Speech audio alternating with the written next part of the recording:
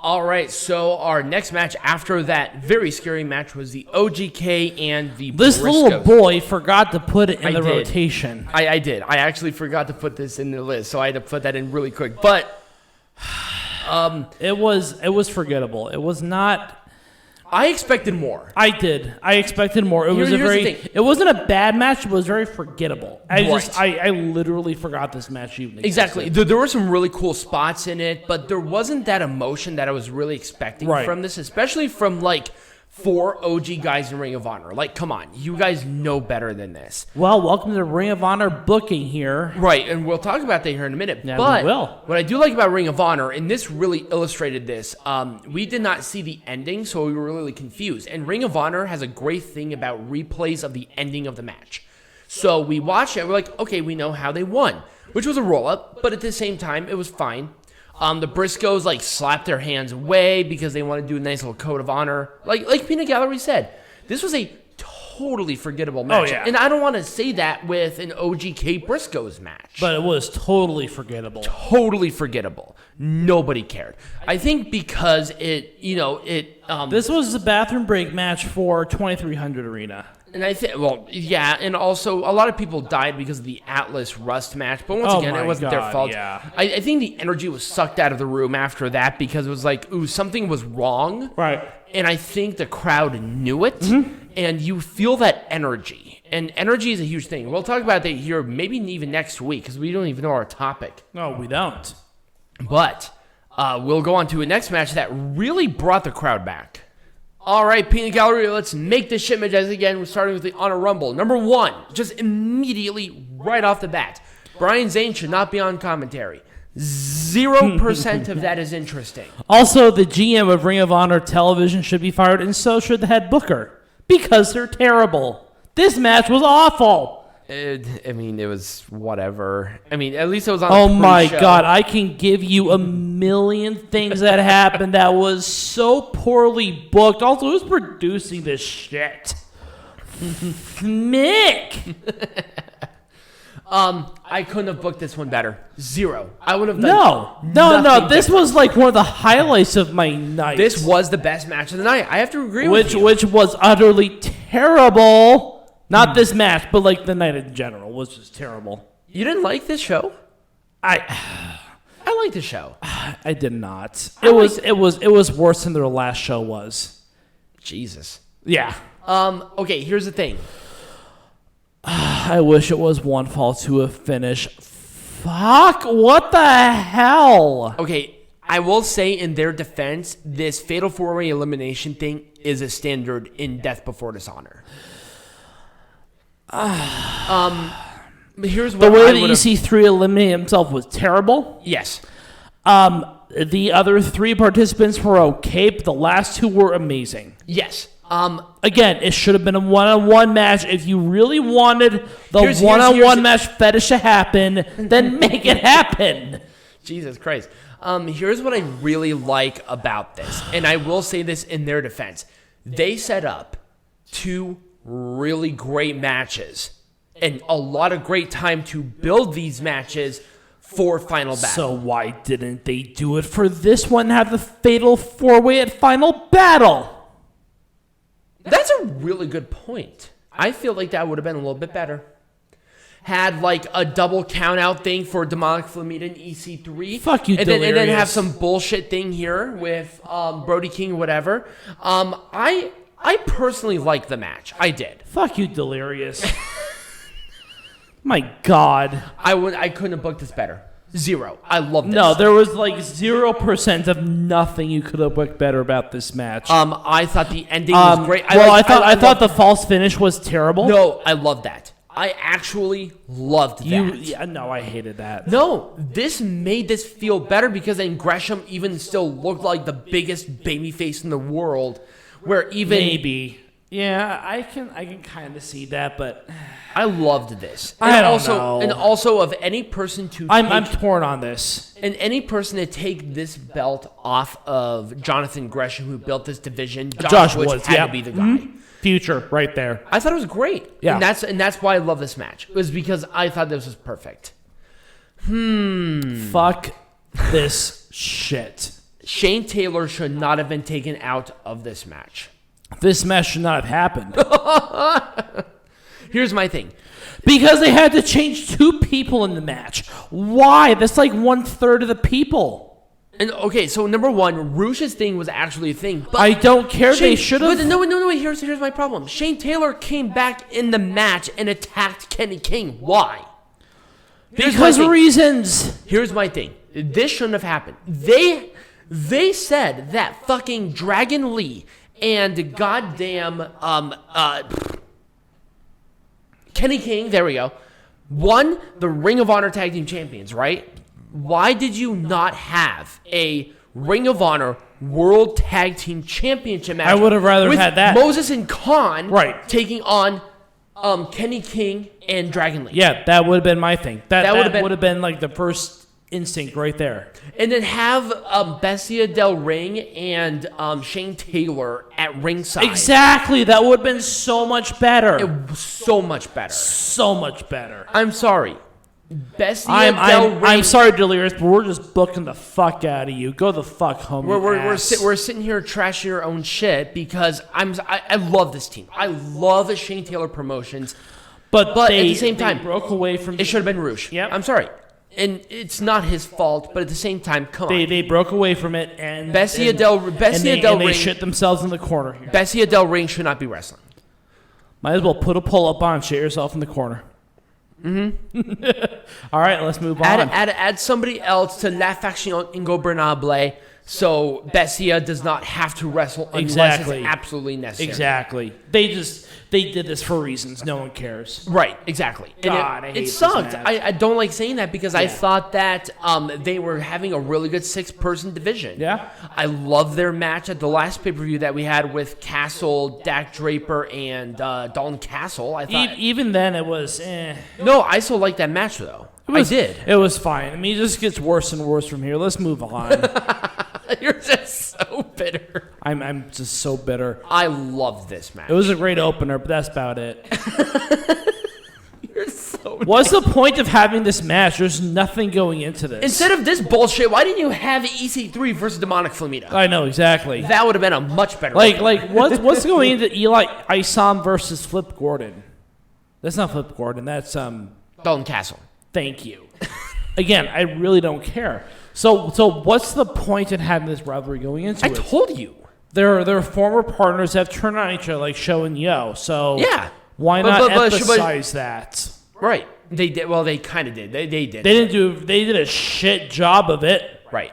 Show and Yo actually won titles. If these two actually were teaming for a while and they won some titles together, I would have dealt with it. But at the same time, they were only tag team for a month. Yeah, no one cares. Right. Exactly. Let's move on.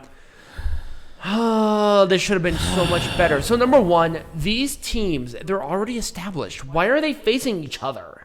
Because nobody cares. Let's face teams that are just in.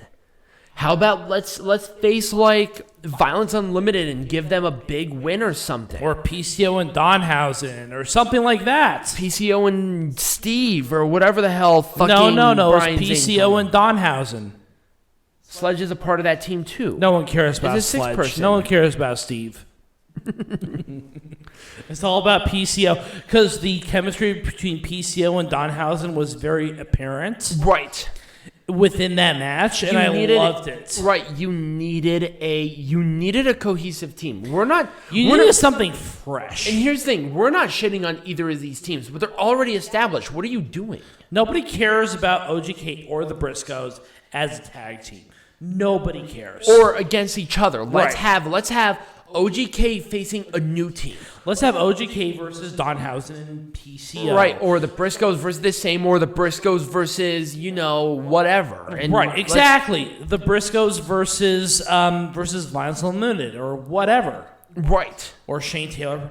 I mean, there's so many teams. Right. But fuck, man. Come on. Why? They did not build this correctly. No. There was no build to this. Oh, Nobody my God. Thanks, Delirious. Right. Fucking asshole. Nobody cared. Nobody cared. Okay, hold on. Okay, so they built this as a 2 recent releases that face each other. what happened in the match was not their fault. Somebody got hurt.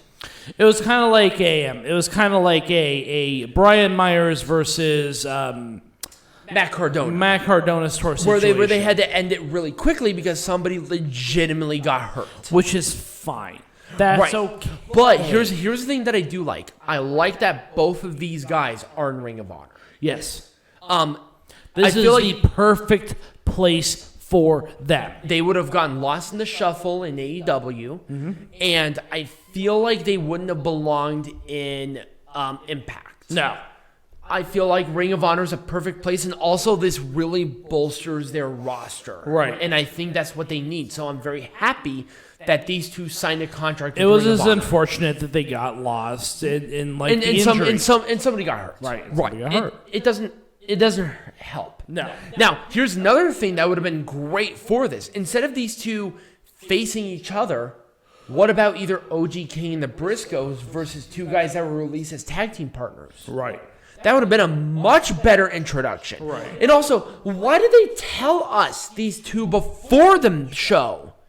It would have been so much better if they waited until later for the surprise after. Exactly. I didn't even know until they announced it. Wait until the show. That would have been awesome. Yeah, Are you absolutely. kidding? Yep. 100%. That would have been awesome. This sucked. Yeah, we talked about how much this sucked. The Foundation's promo went nowhere. I did not care.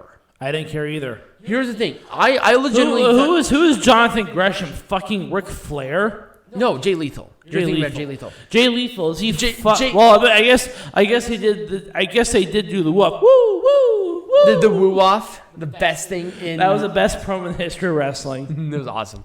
But okay. In the context of Ring of Honor, Jay Lethal is the Ric Flair of that promotion. But who the fuck cares? At the same time, what was the point? No, it was not the point of Jay Lethal talking. It was what was the point of that happening? There was no point. There was a point in time, legitimately, and I am not kidding you, where I saw that, I'm like, oh my god, Jay Lethal is retiring. I legitimately thought that. But it meant nothing. There was no, but what was the point? You think Jay Lethal's retiring? You're so cute. We knew for a fact that all three of these guys are finding the pure. Adorable. You thought Jay Lethal was retiring. Well, okay, he came out here and they're all clapping. No, They're all clapping. He's the only one chanting. We know these guys are good in the pure division. There was no point to this. Here was what I thought immediately as soon as it happened. This company has zero faith with these guys. Zero. Yeah. Because they have the Pretty Jay much. Lethal, they had Jay Lethal and the Foundation come out there. One of to the do guys just signed a contract with AEW. That's how little faith they have in him. this. And one of them is a former Ring of Honor pure champion already. Yeah. You know what? Here's my thing. I think this is exactly what happened. This was a last minute call. Because this match stunk up the room so bad that they had to get the Foundation out there to cut a promo to make sure that none of these guys were buried. I can almost guarantee you that was the problem. Violence Unlimited has already been buried. They're Violence Unlimited sucks. I They cannot suck. take them. Other than Brody King, I can take none of them seriously. Yeah, they suck. They were Ring of Honor tag team champions, and they lost them before we knew it. That's true. We didn't even know. Tyler Height didn't even know they lost until, they lost the tag team champions on ROH TV last week. Again, problems with the booking is that Ring of Honor is so irrelevant. Right. Why didn't you show this on the pre-show before they came out there and talked? It's like, wait, when the fuck did Kenny King and Dragon Lee win the Ring of Honor World Tag Team Champions? I know when NWA champions change before Ring of Honor champions change. That is how irrelevant this fucking This shit is. I mean, this was a bad match. They did this out of nowhere. This was a mess. It was terrible. Thank God they waited for the final part to have the title matches. Because all the title matches were good to excellent. at the very least. Okay. I mean, goddamn. I mean, Delirious, we just booked your shit in 13 minutes. And I guarantee you booked this for months. And we did it in 13 minutes. Oh, my God. And you know for a goddamn fact, you and I can sit here and book the entire fucking show for months leading up to this goddamn show. And it'd be so much better than what it was. Yeah. Because you're right.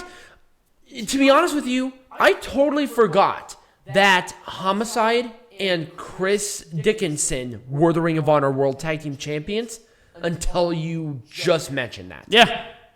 No idea. Zero. That's how bad that was. Yeah. It was just terrible.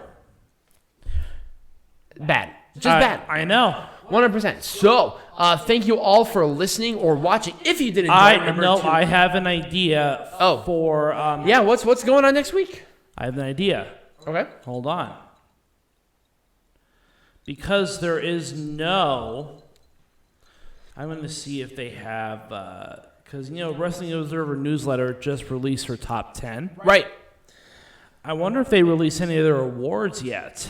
Oh, that's a good one. Yeah, maybe we'll do something with that. I'll announce it beforehand. I definitely will. Hold on. Let's take a lookie.